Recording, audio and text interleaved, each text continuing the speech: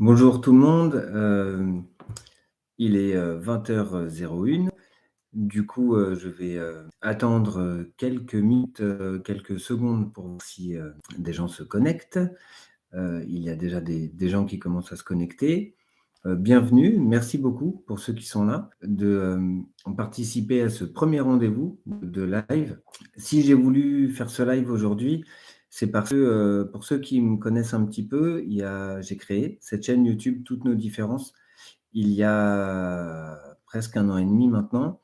Dans l'idée, c'est de partager, mon expérience, mon vécu, que ça soit en tant que professionnel, et puis aussi, en tant qu'apprenant, autour des personnes TSA, des spécificités de fonctionnement des personnes TSA, des personnes aussi qui ont des troubles neurodéveloppementaux au sens général du terme, notamment, les TDAH, parce que même dans les troubles déficitaires de l'attention, il y a aussi des spécificités de fonctionnement propre et notamment des spécificités sensorielles.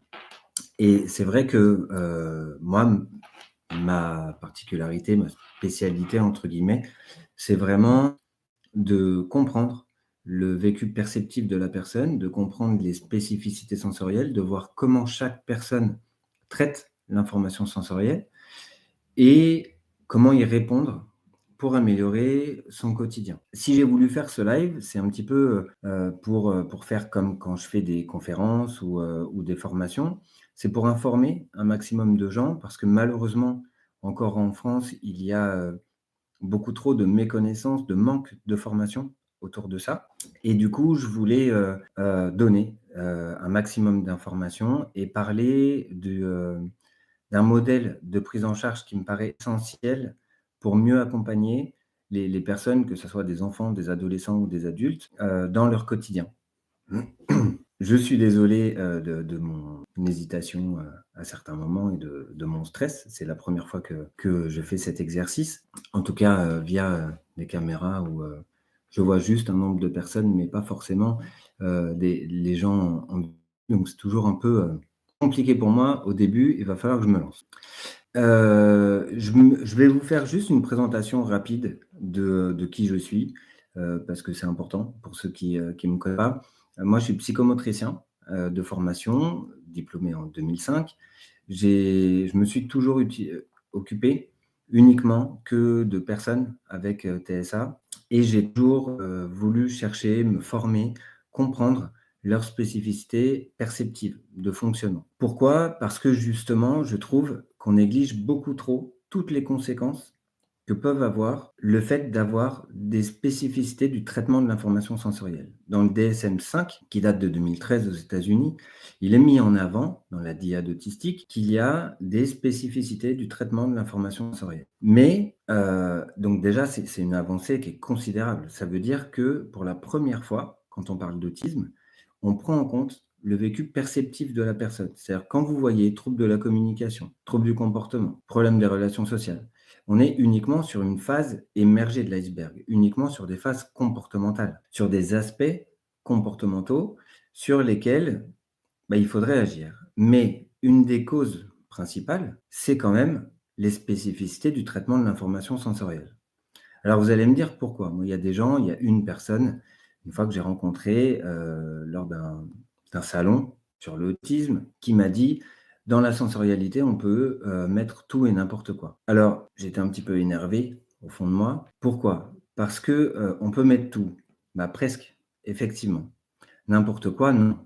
Alors pourquoi on peut mettre tout? Parce que, à votre avis, déjà, quelle est la première chose qui se met en place dans le développement d'un nourrisson? Pardon, intra-utérin. C'est le système sensoriel. Au niveau neurologique, les neurones, vont directement traiter les différentes informations sensorielles. Lorsque l'enfant naît, il est équipé pour capter toutes les informations. Quand on parle de sens, il y a les 5 sens que tout le monde connaît: le goût, l'odorat, le toucher, l'ouïe et j'en oublie toujours un, la vision, la vue. Mais il y a aussi ce qu'on appelle des sens interoceptifs, où les récepteurs sont internes. Il y a des débats pour dire est-ce que c'est des sens ou pas. En tout cas, il y a une transmission de l'information, notamment au niveau de la douleur, au niveau de la chaleur. Donc, ce qu'on appelle la thermoception pour la chaleur et la nociception pour la douleur. Il y a aussi ce qu'on appelle la proprioception. La proprioception, c'est des récepteurs qui sont situés sur les muscles et les articulations et qui nous indiquent des informations au cerveau sur déjà la constitution du corps, la constitution de ce qu'on appelle le schéma corporel. C'est un vrai GPS, c'est-à-dire que ça vous permet, en ayant les permet de voir, sans regarder et sans toucher, que vous avez quand même vos deux mains, vos deux bras, vos deux jambes, vos deux pieds, des orteils et qui sont toujours là. Si vous savez qu'ils sont toujours là, si vous n'avez pas de doute sur le fait que est-ce qu'ils sont là, c'est grâce à ces informations proprioceptives. Un autre rôle aussi de cette information proprioceptive, c'est le fait de pouvoir passer l'encadreur d'une porte sans vous cogner, de pouvoir estimer la distance qu'il y a entre votre corps et l'encadreur de la porte. Ça fait partie des informations qui sont données par les récepteurs proprioceptifs. Donc, c'est un vrai GPS qui vous permet de savoir donc, le schéma corporel, de savoir comment est constitué votre corps, mais aussi de pouvoir mieux vous déplacer dans l'espace, mieux aussi appréhender le toucher, la distance des différents objets. Tout ça, c'est grâce à la proprioception, grâce aux récepteurs proprioceptifs. Donc, c'est quand même également important, c'est un sens essentiel dans notre développement. Et puis, il y a un autre sens aussi qui s'appelle la viscéroception. La viscéroception, c'est le fait de capter les messages que nous envoient nos viscères, nos organes. Quand on a faim, par exemple, on sait qu'on a faim parce qu'on a des gargouillis, parce qu'on a mal au ventre. Ça, c'est grâce à la viscéroception. Et puis, il y a un dernier sens qui s'appelle le sens vestibulaire, qui est celui de la gestion de l'équilibre.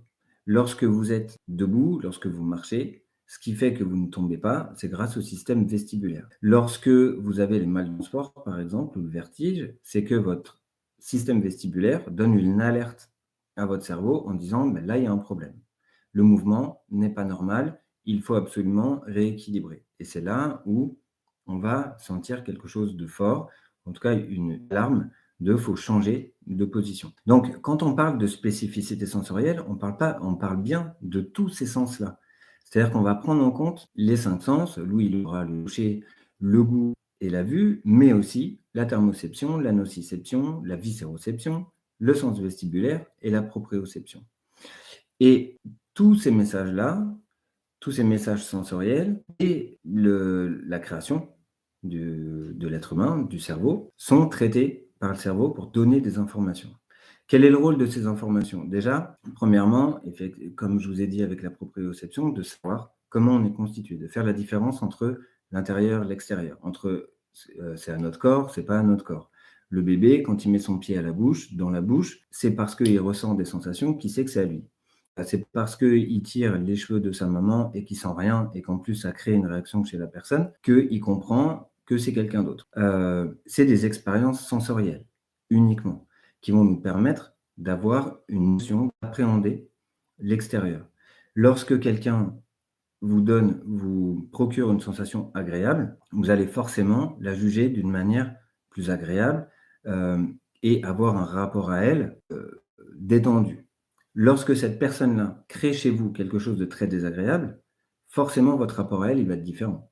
Si moi je fais la formation en étant comme ça et en parlant bizarrement, bah, je suis sûr qu'il n'y a pas beaucoup d'entre vous qui vont rester. Pourquoi? Parce qu'on est obligé, quelque part, dans un premier temps, de juger les apparences. C'est-à-dire que ça nous donne tout de suite une information sur qui on a affaire, ce qu'on doit traiter et l'environnement, ce qui se passe. Donc, on va aussi avoir cette notion de danger qui va nous permettre aussi d'appréhender les choses. Ensuite, il faut vraiment aussi avoir en tête, parce que très souvent on parle de développement cognitif, sur les apprentissages, qu'il faut travailler les apprentissages. Quelle est la première chose qui se met en place pour les apprentissages? C'est la mémoire sensorielle. C'est grâce à la mémoire sensorielle qu'on peut comprendre et qu'on peut apprendre et retenir les choses. À partir du moment où le traitement de l'information sensorielle est différent et spécifique. Votre mémoire sensorielle, elle est spécifique. Vous n'allez pas vous souvenir des mêmes choses. Vous n'allez pas prendre en compte les mêmes choses. Donc, votre mode d'apprentissage, il va être spécifique aussi.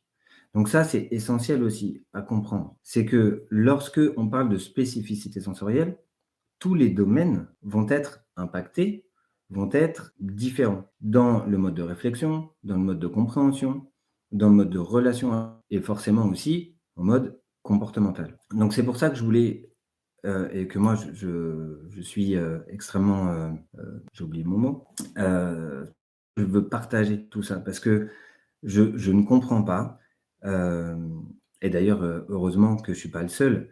Il suffit de je travaille avec, différents médecins psychiatres, avec différents médecins qui sont spécialisés, notamment dans les TSA, et c'est pareil, leur cheval de bataille, c'est on ne comprend pas pourquoi on ne prend pas ça assez en compte dans les TSA notamment, parce que dans les TSA, on sait, ça a été prouvé scientifiquement, neurologiquement, il y a des travaux qui l'ont prouvé, et il suffit aussi de lire le dernier livre de Thomas Bourgeron, qui est, directeur de recherche à l'Institut Pasteur, heu, qui est directeur de recherche et qui a écrit un livre mettant en avant ses derniers travaux et qui montre effectivement que dans les TSA, il y a des spécificités au niveau des connexions synaptiques, et c'est des spécificités génétiques qui ont un impact sur les connexions synaptiques. Donc du coup, la transmission de l'information sensorielle. Donc à partir du moment où on sait ça, il faut vraiment qu'on prenne en compte, qu'on considère tous les domaines qui peuvent être, impactés par spécificité traitement de l'information sensorielle. Et tous les domaines, bah, au final, c'est quasiment tous, effectivement, parce que lorsqu'on veut s'habiller, on est impacté au niveau du sensoriel, au niveau du toucher, au niveau de la vision, au niveau de l'audition, parce qu'un son de fermeture éclair, ça peut être compliqué. Au niveau du toucher, on a nos vêtements sur notre peau. Si on a une hypersensibilité au toucher, ça peut être extrêmement compliqué de supporter certaines matières, les étiquettes, les coutures. Il y a énormément de choses qui peuvent être qui peuvent entraver le quotidien et notamment l'autonomie. Parce que quand on ne veut pas s'habiller, on ne va pas être autonome pour s'habiller. Quand c'est dur pour nous de nous habiller, on ne va pas avoir envie de le faire tout seul. Donc ça, effectivement, il faut que vous le preniez en compte. Dans les apprentissages, comme je vous disais, c'est pareil. C'est-à-dire que si le mécanisme de compréhension, de mémoire est impacté par des spécificités du traitement de l'information sensorielle, les entrées des apprentissages peuvent être différentes. Et souvent, d'ailleurs, dans les TSA, on dit souvent que c'est pas qu'il ne sait pas, c'est qu'il n'est pas capable d'expliquer pourquoi il sait. Ils peuvent très souvent avoir un résultat en étant dans l'incapacité totale de pouvoir expliquer pourquoi ils sont arrivés à ce résultat. Et ça, dans beaucoup de choses, c'est comme ça. C'est-à-dire qu'ils savent ou ils sentent, mais après, pas d'explication. Pourquoi? Parce que c'est par rapport à leur mode, pardon, de perception. Ensuite, au niveau de la santé, c'est pareil. Au niveau de l'hygiène, c'est pareil. C'est-à-dire que l'hygiène, c'est du toucher. On passe par le nez, on passe aussi par l'odeur des produits de douche, des produits, cosmétiques. Hem, le jet de douche qui peut paraître complètement anodin. Il n'est pas anodin pour quelqu'un qui a une hypersensibilité tactile notamment. Donc on va parler après un petit peu des différentes spécificités qu'on va retrouver. Mais rien n'est anodin. Vous voyez, au niveau des relations sociales, comme je vous disais, à partir du moment où je fais la formation comme ça et que je viens vous parler comme ça, vraiment d'avis par rapport, au fait que si je fais uniquement la formation comme ça. Si je me mets à parler d'une voix hyper aiguë, hyper forte, vous allez changer d'avis sur moi. Si je fais ça pendant 2 heures, au bout de 10 minutes, au bout de 5 minutes, vous allez vous déconnecter. C'est obligatoire parce que c'est votre système sensoriel à un moment donné qui va vous dire, «Bon, bah, là, non, c'est trop, j'ai trop d'informations, ça va pas. Elles sont trop fortes, elles me conviennent pas». Donc c'est pareil pour eux. Sauf que quand on a des TSA, des troubles du spectre autistique ou des troubles du neurodéveloppement, heu, le seuil de tolérance est pas le même, est différent. Donc le rapport à l'autre va être différent et on va pas avoir la même échelle d'acceptation et la même échelle, bah, de tolérance, pour reprendre ce mot-là. Ensuite, quel autre domaine? Bah, celui de la santé. C'est hyper important. Quand on a des hypersensibilités sensorielles, quand on a des spécificités du traitement de l'information sensorielle, souvent on n'a pas accès aux soins. Pourquoi? Parce que c'est hyper anxiogène. Ça crée énormément de stress, beaucoup de conduites d'évitement et malheureusement, si le personnel n'est pas formé ou n'est pas sensibilisé à la différence ou aux comportements différents, ils vont pas s'adapter et s'ils s'adaptent pas, ils vont juger, ils vont s'énerver et la personne n'aura pas accès aux soins. Ensuite, il y a, quelque chose d'essentiel aussi quand on a des spécificités sensorielles et il suffit que je dise ça pour oublier mon idée. L'adaptation sociale, on en a parlé. Bon, j'aime pas ça en plus en direct, ça ça la fout mal. Pour reprendre un petit peu au niveau des soins, il y a la douleur. La douleur, on ne va pas avoir le même rapport. Si, encore une fois, le traitement de l'inflammation est spécifique et touche les récepteurs nociceptifs, ceux de la douleur, le rapport va être différent. Puis il y a d'autres sens aussi, au niveau du toucher, c'est-à-dire que si le toucher est insupportable, la douleur plus forte, plus proprioceptive, elle va être moins insupportable au final. Donc ça, on va le retrouver très souvent chez les personnes TSA. C'est des personnes qui vont être hypersensibles aux moindre petit bobo, à la moindre petite éraflure, mais qui vont montrer beaucoup moins, au final, de réactions, beaucoup moins de pleurs, beaucoup moins de douleurs sur des blessures beaucoup plus fortes, beaucoup plus, au final, entre guillemets, graves. Enfin, quand je dis entre guillemets, c'est qu'elles ne sont pas forcément graves, mais par exemple, un enfant qui tombe, il va moins pleurer qu'un enfant qui s'érafle la cheville sur une petite marche. Moi, ça, j'ai toujours retenu et je donne toujours cet exemple quand je fais des formations. C'est un jeune qui, un jour, son pied ripe sur une marche, il s'érafle le derrière de la cheville, il hurle à la mort. Tout le monde est sorti à l'endroit où je travaillais en se disant mais qu'est-ce qui s'est passé, c'est horrible, c'est grave. Et puis au final, d'un point de vue physique, il n'avait pas grand-chose. Et ce même enfant, 3 mois avant, en ski, il s'était fait une double fracture tibia-péronée et ses parents nous disent qu'il n'avait pas pleuré, rien du tout. Donc ça, c'est très classique dans les TSA. Donc, et voilà, ça y est, j'ai retrouvé mon idée. Dans les autres domaines, il y a forcément aussi l'alimentation. On part du principe que dans les TSA, il y a une forte sélectivité alimentaire. On part du principe que dans les TSA, il y a souvent des troubles alimentaires. Mais pourquoi? C'est pas que comportemental, c'est pas que relationnel, c'est parce que ça peut l'être, effectivement, quand on a, encore une fois, des troubles sensoriels. Quand on a des spécificités du traitement de l'information sensorielle. Bien forcément, ça va impacter aussi sur l'alimentation. Pourquoi? Parce que dans l'alimentation, à votre avis, quels sont les sens qui jouent un rôle dans l'alimentation? Et bien au final, tous. La chaleur, la viscéroception, parce que quand on mange, on a des sensations internes, le toucher, au niveau tactile et oral, tout ce qui est de l'ordre des textures, le goût, l'odorat, la vision, l'apparence de l'aliment. Donc vous voyez tous les sens, le sens vestibulaire, le sens proprioceptif aussi. Si un enfant ne peut pas supporter d'être assis, besoin de stimulation, besoin de sensation. Souvent, on associe le repas à un moment calme, à un moment assis, à un moment immobile. Donc ça aussi, ça peut être problématique. C'est-à-dire que ça peut avoir un impact sur l'alimentation. C'est pas forcément qu'il a un problème au niveau du goût ou de l'odorat, peut-être parce qu'il est hyper angoissé à l'idée d'être assis. Et donc, du coup, les moments de repas vont être un enfer, vont être évités au maximum pour ne pas être assis. Donc, vous voyez, tous les sens peuvent avoir vraiment un impact dans beaucoup de... Et le sommeil également. Le sommeil, ça, c'est essentiel. On dit souvent, encore une fois, les personnes avec troubles de l'attention, avec hyperactivité, avec TSA, ont un sommeil particulier, très souvent perturbé, soit au niveau de l'endormissement, soit au niveau du réveil très précoce. Ça, j'oserais vous dire, moi, je le vois très bien avec toutes les personnes que j'accompagne depuis plus de 15 ans maintenant, ça dépend de leur profil sensoriel.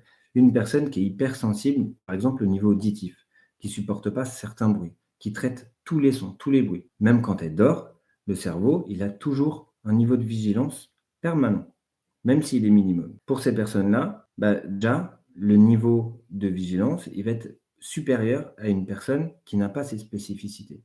Et ensuite, la moindre petite information va dépasser ce qu'on appelle le seuil d'excitabilité et va donner une information qui va entraîner le réveil. Donc, le moindre petit truc peut être dérangeant. Ça peut être un bruit de fond, ça peut être, quand je dis un bruit de fond, le ballon d'eau chaude, le frigo, ça peut être un pas, quelqu'un qui se déplace, ça peut être même les voisins pour qui habitent en appartement. Juste un oiseau qui chante, n'importe quoi. C'est-à-dire dès lors qu'il y a une information, une stimulation, ça dépasse le seuil, c'est traité et ça provoque réveil. Et ça, pour tous les sens, c'est la même chose. C'est-à-dire qu'au niveau de l'audition, au niveau de la vision, au niveau du toucher, vous voyez, donc, voilà, on a fait quand même l'inventaire de tous les domaines que peuvent impacter les spécificités du traitement de l'information sensorielle. Donc, pour revenir un petit peu à quelles sont ces spécificités, on va en chercher essentiellement 3. D'un point de vue neurologique, ce qui a été montré dans un premier temps, c'est l'absence du tri neuronal. Alors, qu'est-ce que le tri neuronal? Le tri neuronal, c'est un processus neurologique qui se passe normalement, d'un point de vue ordinaire, entre 18 et 24 mois et qui permet plusieurs choses. La première, c'est trier, hiérarchiser les informations sensorielles. Lorsque je suis en train de vous parler, je me fixe sur l'écran. Tant que je me fixe sur l'écran, je fais abstraction de toutes les autres informations qu'il peut y avoir autour de moi. Ça, c'est la capacité de hiérarchisation de l'information. Lorsque on n'a pas ce phénomène de tri neuronal, ça, on ne peut pas. Pourquoi? Parce que l'information a exactement la même importance. Donc, n'importe quoi, que ça soit visuel, auditif, tactile, et encore de tous les sens, quelle que soit la stimulation, elle va être traitée par le cerveau. Donc, pour la trier, pour la hiérarchiser, ça va demander un effort. Cet effort-là, bien évidemment, est visible. C'est-à-dire qu'on ne voit pas. On ne voit pas que la personne qui se concentre, qui nous écoute, elle est obligée de faire un effort pour le faire. Parce que nous, on ne le fait pas pour l'écouter elle. Nous, on est en position d'effort uniquement lorsque le son ou la lumière est trop forte et dépasse notre seuil justement de tolérance et dépasse aussi le seuil de l'information sur laquelle on est en train de se traiter, c'est-à-dire que de se concentrer. C'est-à-dire que si vous vous concentrez sur quelqu'un, sur la voix de quelqu'un et qu'il y a un son plus fort, là, à ce moment-là, ça va être compliqué parce que comme c'est plus fort, il faut encore plus focaliser votre attention. L'idéal, pour que vous compreniez bien le mécanisme et les conséquences qu'ont l'absence de trait neuronal, ça serait qu'on fasse ce live en boîte de nuit, tout simplement. Vous essayez de m'écouter, on est tous ensemble en boîte de nuit, à 1h du matin, un samedi soir, où il y a plein de musique, où il y a plein de lumière, où il y a des gens qui se promènent dans tous les sens, qui dansent, qui marchent, qui se déplacent, qui prennent des verres, qui prennent à manger. Donc il y a des odeurs aussi, il y a des gens qui nous touchent, qui nous effleurent, qui passent à côté de nous. Et pendant ce temps-là, il faut que vous vous concentriez euh, pour écouter ce que je suis en train de dire. Bah là, typiquement, vous êtes dans le cerveau d'une personne avec TSA, dans le cerveau d'une personne qui a une absence de tri neuronal, qui, neuronalement parlant, ne hiérarchise pas les informations. Et puis, il y a autre chose qui est très important.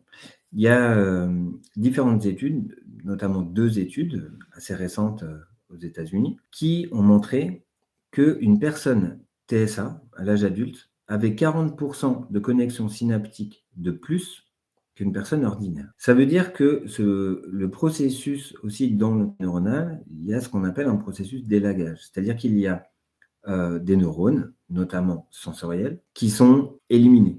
Il y a des connexions synaptiques qui sont éliminées pour permettre le développement cognitif, le développement de la compréhension, du langage, de la communication.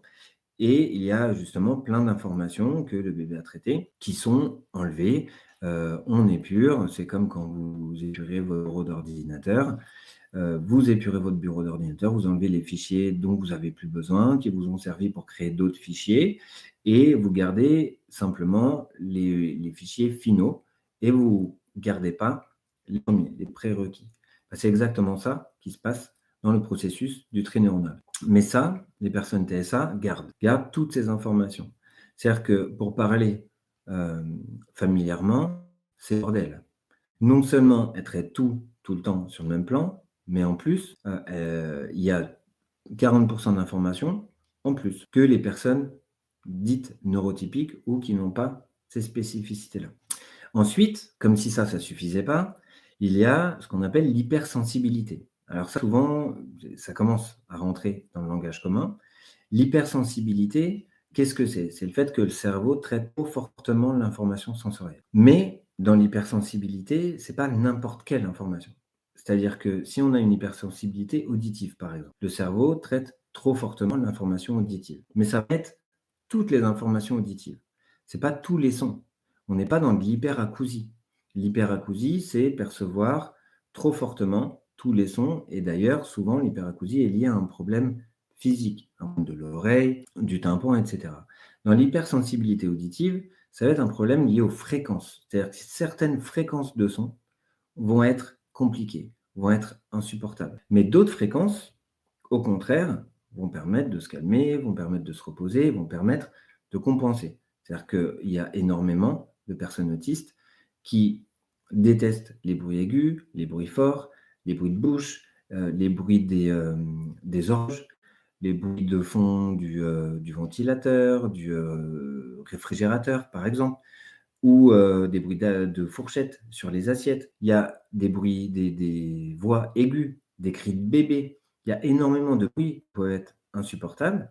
À l'inverse, dans le même temps, certains sons, certaines musiques peuvent être rassurantes, contenantes. Donc du coup, souvent, ça va être des enfants, des personnes qui vont faire du bruit eux-mêmes, qui vont aussi écouter la musique à fond dans leurs oreilles pour saturer, pour contrôler les informations.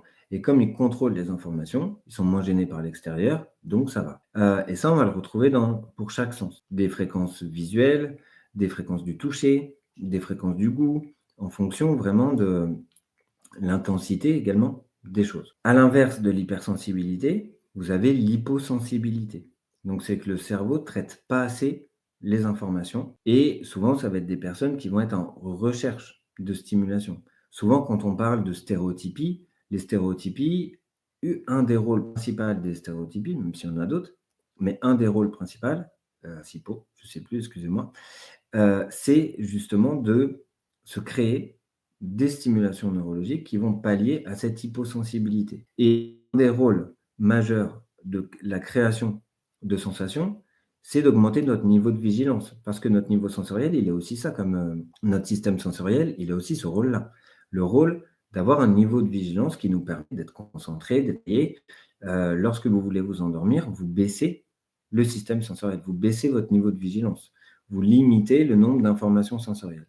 Lorsque vous voulez écouter, lorsque vous voulez être en forme, en pleine possession de vos moyens et de pouvoir réfléchir, vous augmentez les différentes stimulations sensorielles pour avoir un niveau de vigilance important. Donc, lorsque la personne est hyposensible, le niveau de vigilance est trop bas par rapport aux sens pour lesquels elle est hyposensible. Donc, souvent, il va y avoir une recherche, un besoin de stimulation sur ce sens-là. Ça, c'est les phénomènes neurologiques.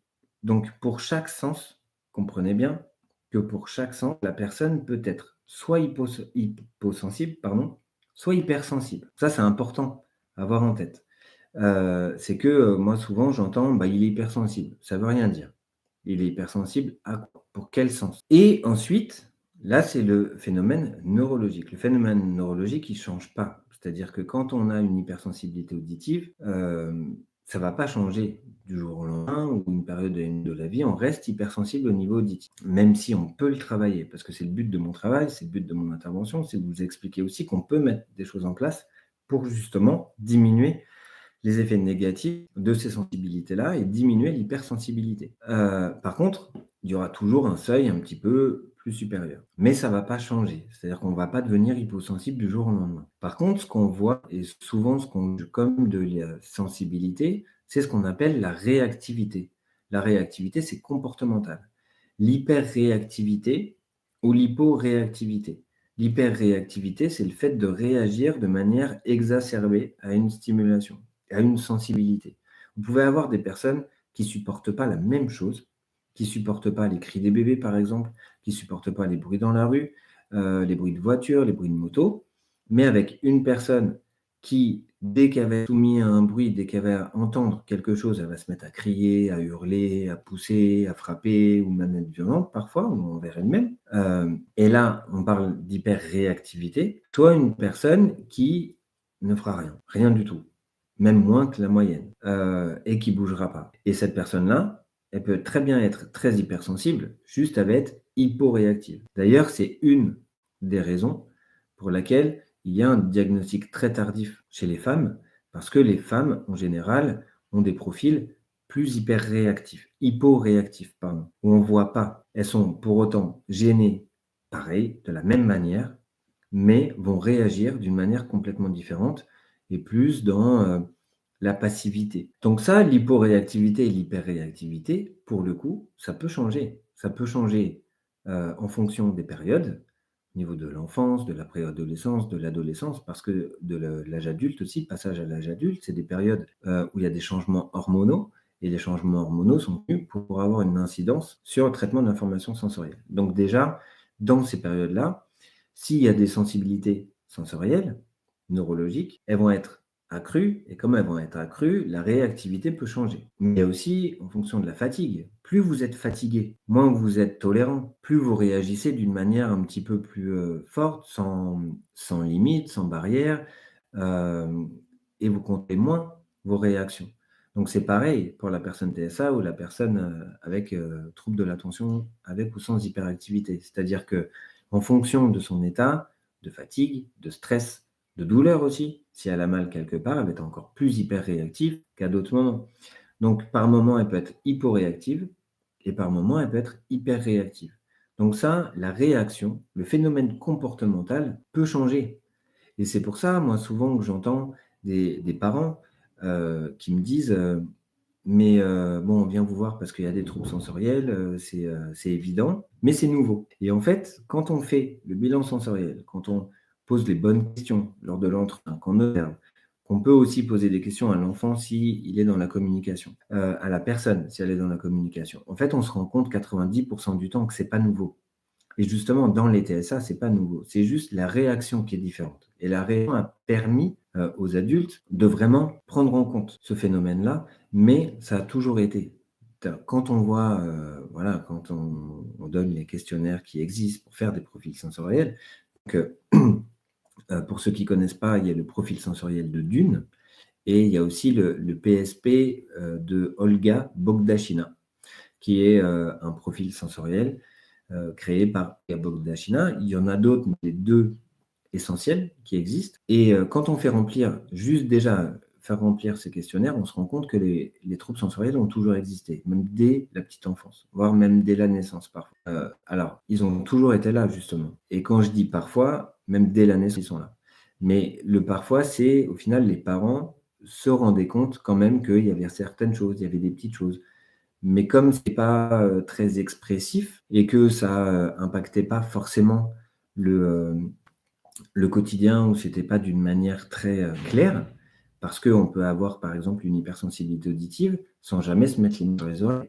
Souvent les gens, qui me disent: «Il a une hypersensibilité auditive», c'est parce que l'enfant, la personne se met les mains sur les oreilles. Mais ça, au final, c'est quoi? C'est 10 des cas, peut-être 20 des cas. Ce qui va plus être en corrélation avec la personne qui est enfin, pour la personne qui a une hypersensibilité auditive, ça va être des troubles du comportement, de l'agitation, des troubles de l'attention, des problèmes de concentration, des choses comme ça, vous voyez? Mais qui vont être donnés sur autre chose, qui vont être mis sur autre chose. Alors qu'au final, vraiment, heu, une cause sensorielle. Donc, pour résumer rapidement, une absence de trait neuronal, une grande difficulté, voire une incapacité à trier l'information sensorielle. Capter tout le temps sur le même plan. Une mouche qui vole, c'est aussi important que quelqu'un qui parle. C'est aussi important, un poster qui a, là, je suis en train d'avoir une image d'une salle de classe. Une salle de classe, il y a une institut qui parle, mais il y a aussi 40 000 posters, 40 000 papiers, des emplois du temps, des choses comme ça qui sont, postés sur les murs. Plus la lumière qui passe à travers la vitre, plus des enfants qui vont bouger, qui vont attraper une feuille, qui vont attraper une trousse, qui vont prendre un stylo dans leur trousse. Tout ça, c'est des informations. Des informations qui vont être visuelles, qui vont être auditives, qui vont être tactiles aussi, parce que quand on bouge, bah, on a les frottements des vêtements, les effleurements, ou l'air aussi, tout simplement, ça donne des informations. Donc toutes ces informations qui vont être traitées en même temps vont forcément entraîner de la fatigabilité, de l'irritabilité, une plus faible tolérance à la frustration. Parce que, imaginez-vous bien, si vous êtes en train de fournir plein d'efforts pour m'écouter, vous avez vraiment envie de m'écouter parce que ce que je vous dis, c'est juste formidable. Mais c'est pas assez fort pour vous. Donc vous tendez l'oreille, vous faites un effort et puis là, vous avez vos enfants qui parlent autour de vous, qui crient, votre mari qui vous parle, votre femme qui vous parle, un message sur votre téléphone, quelqu'un qui arrête pas de vous harceler sur votre téléphone. Ça fait plein d'informations. Bah, qu'est-ce que vous faites? Vous vous énervez. Au bout d'un moment, vous vous énervez et souvent, vous allez vous énerver en dernier recours sur la personne qui n'a fait et qui était pas là pour rien. C'est la goutte d'eau qui fait déborder le vase. Bah, ça, c'est typiquement ce qu'on vit quand on a une absence de trait neuronal. Ensuite, vous avez l'hypersensibilité, comme je vous ai dit, neurologique, le fait de traiter trop fortement l'information, l'hyposensibilité, neurologique, le fait de ne pas assez bien traiter l'information sensorielle. Encore une fois, pour chaque sens, on peut être soit hypersensible, soit hyposensible. Et puis quand on est hypersensible, les réactions sont différentes, peuvent être différentes. Donc on peut être soit hyporéactif, soit hyperréactif. Vous voyez un petit peu le nombre, ça devient compliqué en fait, c'est-à-dire le nombre de profils qu'on peut avoir avec des spécificités sensorielles. Donc c'est aussi pour ça que le terme spectre autistique est hyper intéressant, hyper important, parce que après il y a plein de débats et je ne veux pas rentrer dans ces débats-là. Souvent on dit pas l'autisme, on dit il y a un autiste, un autisme par autiste. Enfin, il y a énormément de débats. Moi, ce que je sais, c'est que quand on a des spécificités sensorielles, on a déjà, juste en prenant en compte rien que ça, des milliers de profils différents, des milliers de manières de réagir à ces informations-là. Mais au fond, quand vous faites les bilans sensoriels, moi ça fait 15 ans que j'en fais, bah des fois, enfin souvent d'ailleurs, il y a des gens, j'ai pas besoin de changer beaucoup de choses, hein. C'est-à-dire qu'il y a il y a beaucoup de choses qui se retrouvent. C'est la manière de réagir qui est différente. Mais le ressenti, la perception, au fond, le vécu, c'est le même. Donc ça, c'est vraiment important à prendre en compte. Ça, c'est pour un petit peu, voilà, vous faire une image de quelles sont les spécificités du traitement de l'information sensorielle, quels impacts ça peut avoir au quotidien. J'en profite aussi pour vous dire que je suis formateur. Donc, il y a une formation en e-learning qui existe où j'ai détaillé sens par sens, module par, où j'ai fait 8 modules sens par sens, reprenant vraiment chaque spécificité, ce que ça peut engendrer comme comportement et ce qu'on peut mettre en place. Donc, c'est une formation qui est en e-learning que vous pouvez voilà, faire à votre rythme chez vous. Et puis, il y a aussi des formations que je donne, soit en distanciel, via des écrans interposés, soit en présentiel aussi. Puis, vous avez des liens sous le descriptif de ce live, si jamais ça vous intéresse. Et dans ces formations, ce que je mets en avant aussi beaucoup, c'est ce modèle de prise en charge qui prend en compte l'ensemble des spécificités de fonctionnement. Et c'est un modèle que j'ai appelé, donc ça va être la première fois que je vais en parler vraiment publiquement, c'est le modèle que j'appelle OSDEC. L'OSDEC, c'est l'utilisation d'objets qui deviennent des outils. Moi, je vois trop souvent des enfants ou des gens qui me disent: «Bah oui, j'ai entendu parler du casque anti-bruit ou j'ai entendu parler des objets sensoriels, des bijoux à mordre, des choses comme ça, acheter ça, mais c'est pas très efficace». Parce qu'effectivement, quand on ne sait pas les utiliser, en fait, c'est des objets, mais ils doivent servir d'outils de prise en charge, de désensibilisation, d'intégration sensorielle. Travailler vraiment leur intégration sensorielle, la manière dont ils vont traiter l'information pour faire en sorte que ça soit efficace et investi. Et en fait, un enfant, une personne va investir un objet à partir du moment où il aura fait l'expérience que c'est bien pour lui. C'est-à-dire que dans un premier temps, c'est traité comme un objet quelconque ou comme un jouet. Prenons l'exemple du casque anti-bruit. Un casque anti-bruit, une personne qui ne veut pas mettre le casque anti-bruit, c'est pas forcément qu'il n'a pas besoin de casque anti-bruit. C'est pas forcément qu'il ne voit pas l'intérêt d'avoir quelque chose qui camoufle les bruits.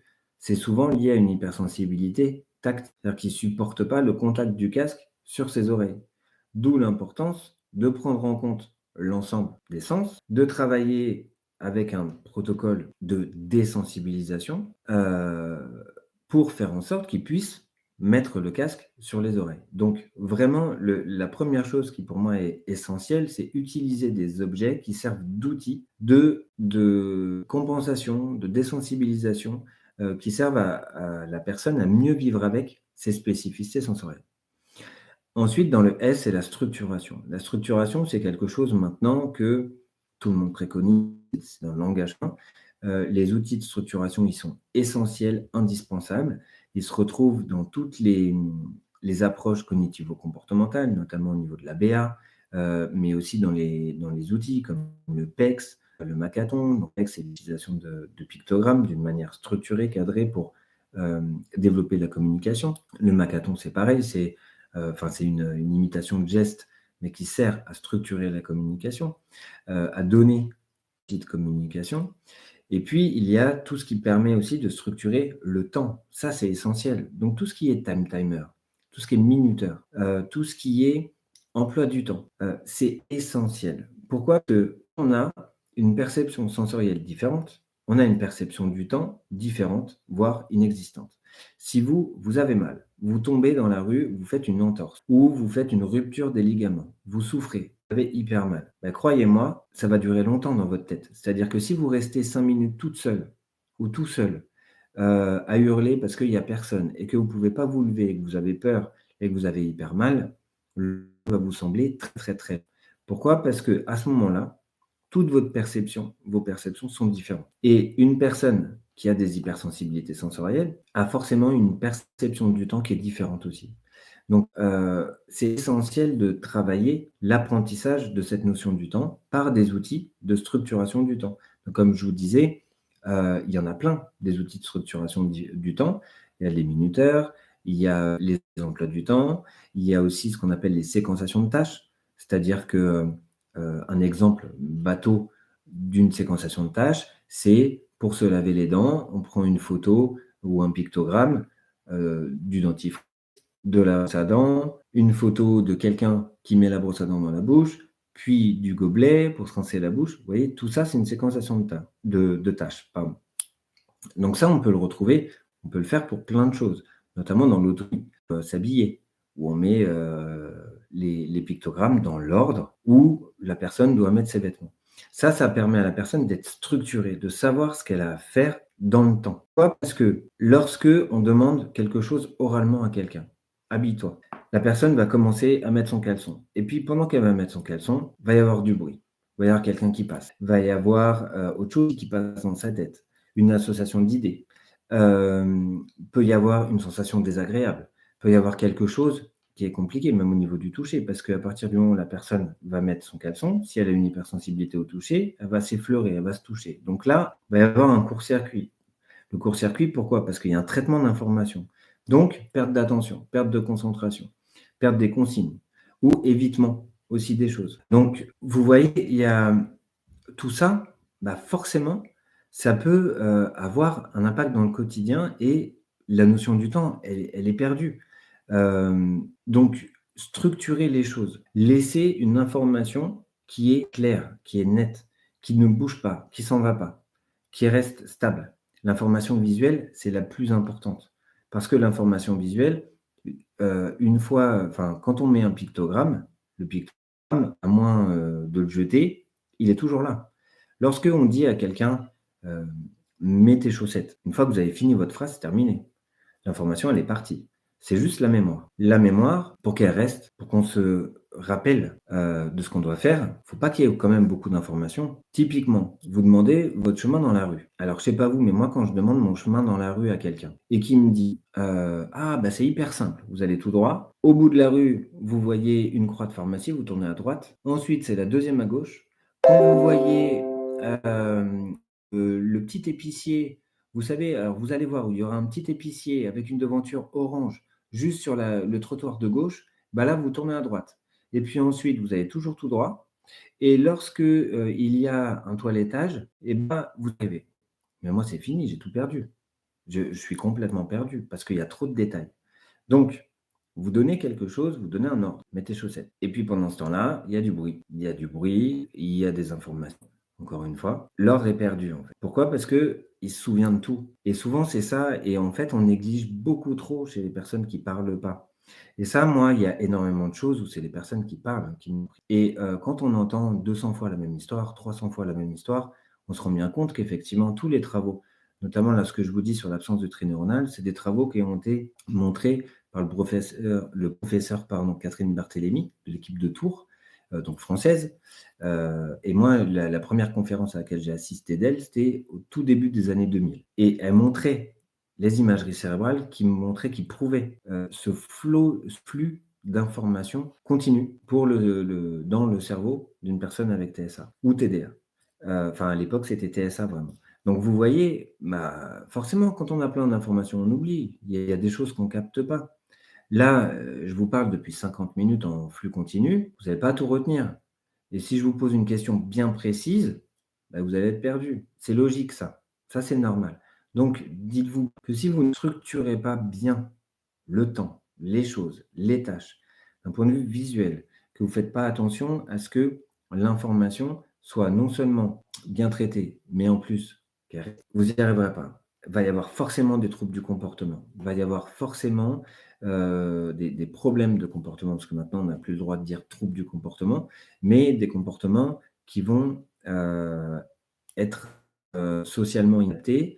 Et vous, en tant que parent, en tant que professionnel, enfin, ça rend fou parfois, parce qu'on peut répéter 200 fois la même chose à un enfant, c'est quand même compliqué.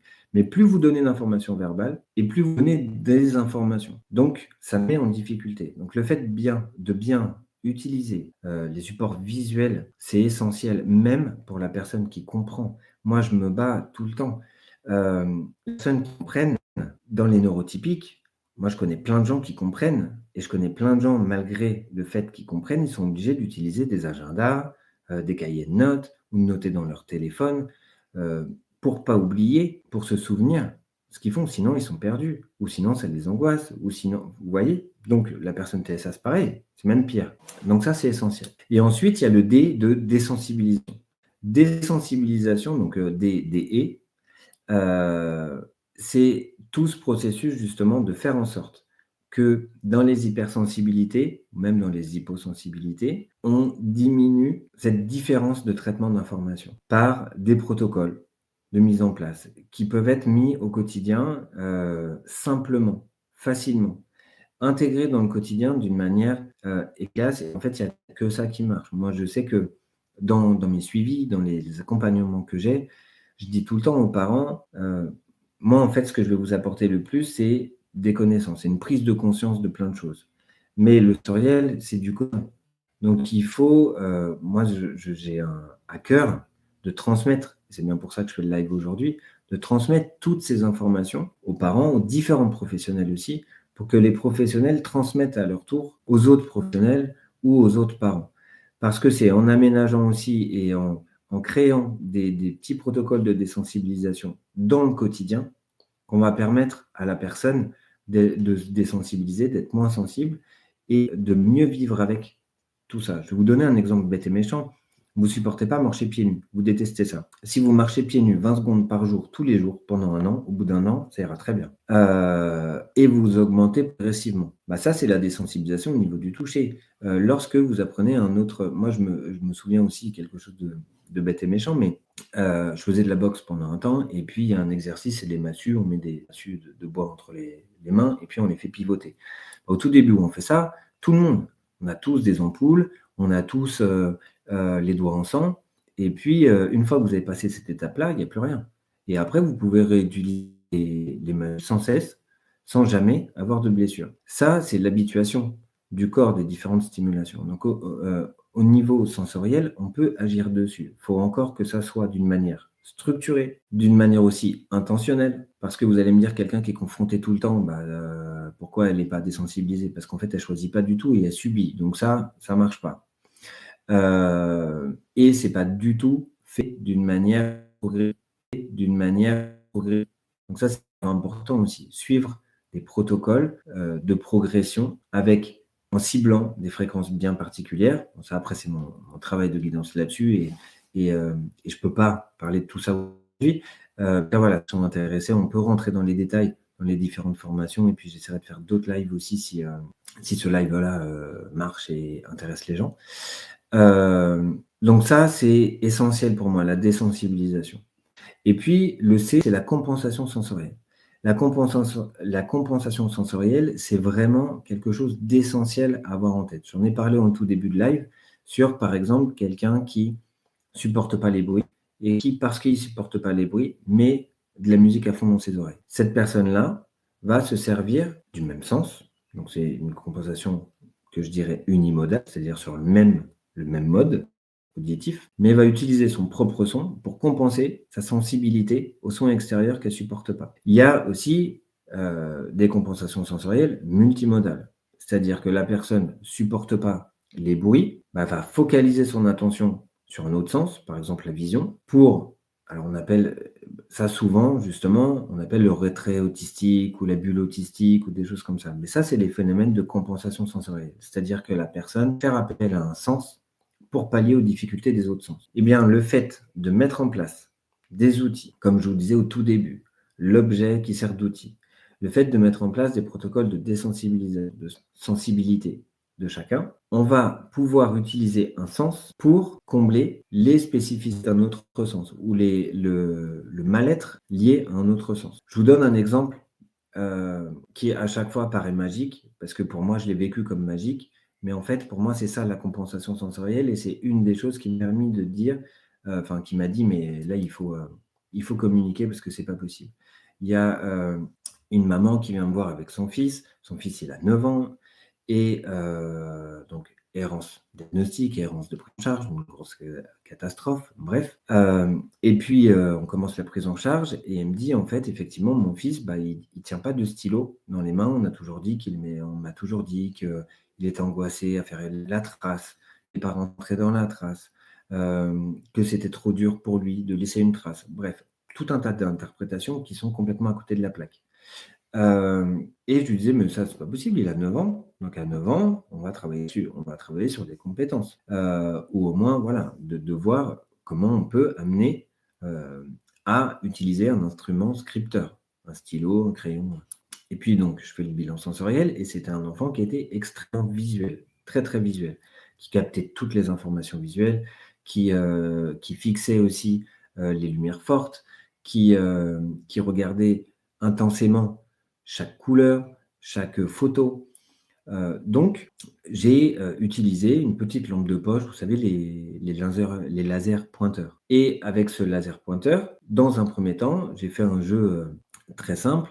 Je ne sais pas si vous connaissez le jeu du jeu de taupe. Souvent, on voit ça dans les fêtes foraines. Vous avez une taupe qui sort avec un maillet, hop, vous devez taper sur sa tête. Donc en fait, moi, avec le petit pointeur, j'avais épuré l'environnement visuel, épuré l'environnement sensoriel, fait en sorte qu'il n'y ait quasiment que l'information visuelle qui compte pour lui, pour pallier à cette absence de trait neuronal. J'avais mis une lumière très tamisée, j'avais fermé les volets et avec le pointeur rouge, j'ai allumé, bah, je pointais le pointeur sur la table et il devait attraper le pointeur avec sa main. Donc ça, c'est quelque chose très instinctif qu'il a fait. On l'a fait plusieurs fois et il a pris plaisir à faire ce jeu-là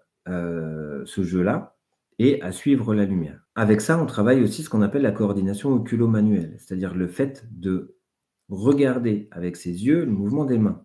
Ça, dans les TSA, c'est quelque chose, qui est très fréquent, une absence de coordination oculo-manuelle. Regarde ce que tu fais. La personne qui n'arrive pas à regarder ce qu'elle fait, parce que justement, elle n'arrive pas à focaliser son attention sur une seule chose. Donc, on travaille en faisant ça et puis, au bout de 10 minutes, je lui donne un bâton de pluie, un gros bâton de pluie qui serre très fortement dans sa main et avec le bâton de pluie, il tape sur la lumière.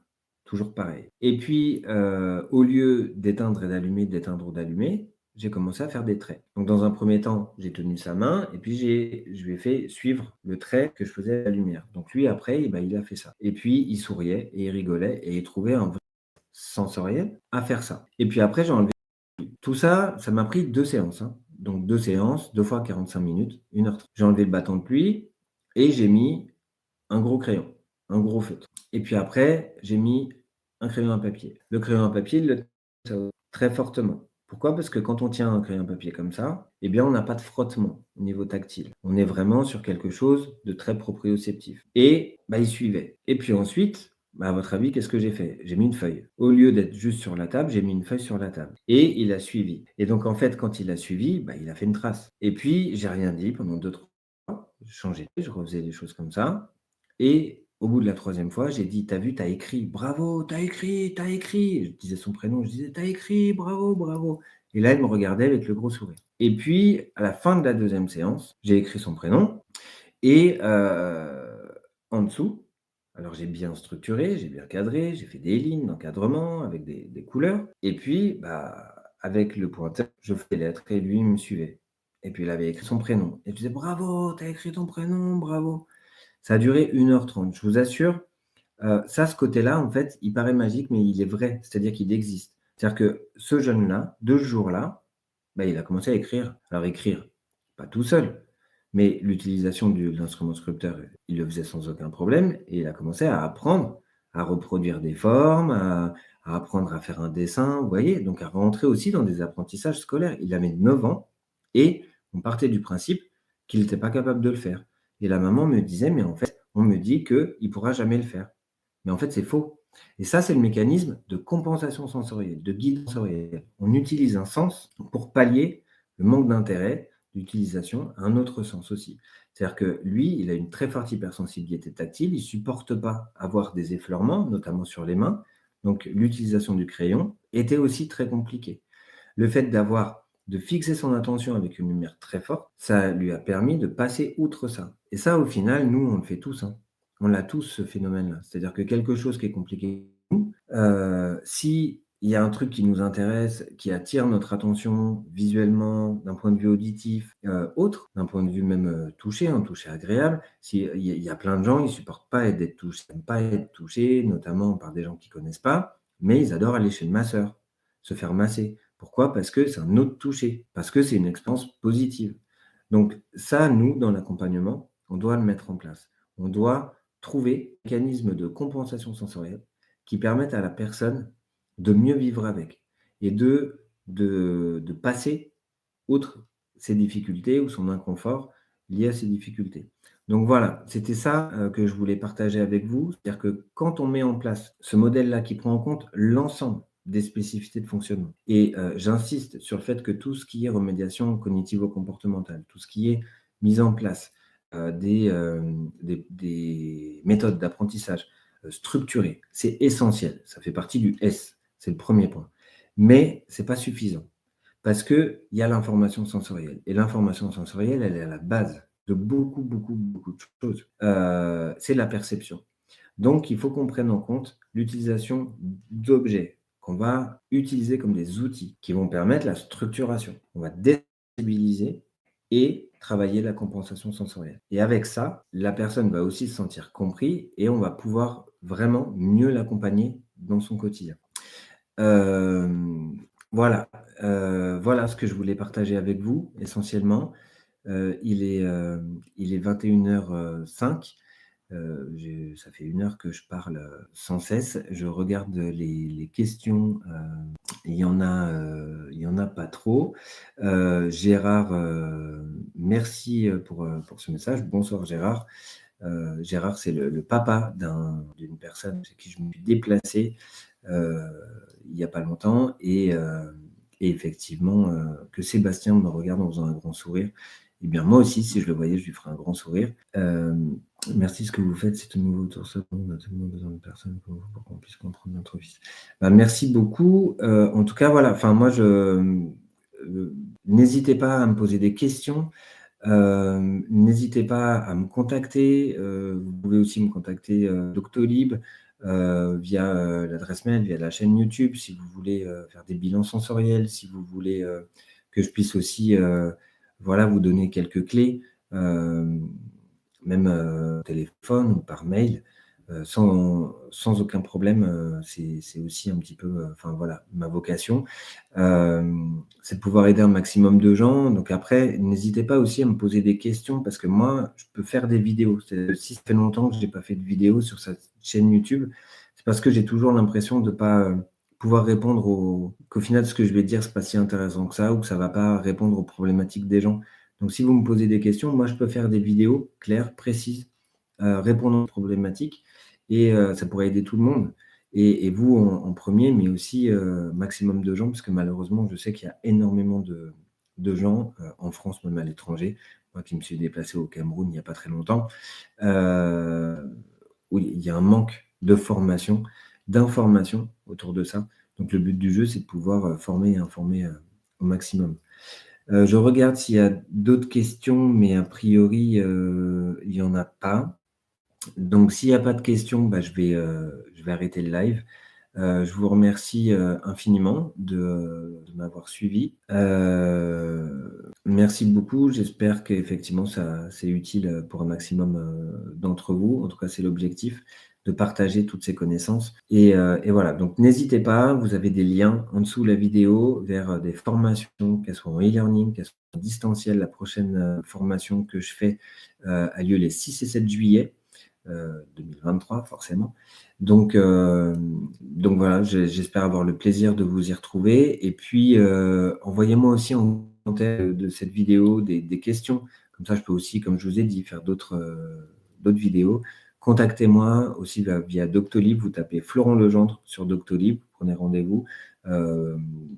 Et il n'y a aucun souci, je pourrais essayer de vous aider en tout cas au maximum. Merci infiniment à tout le monde. Très bonne soirée et puis à très vite.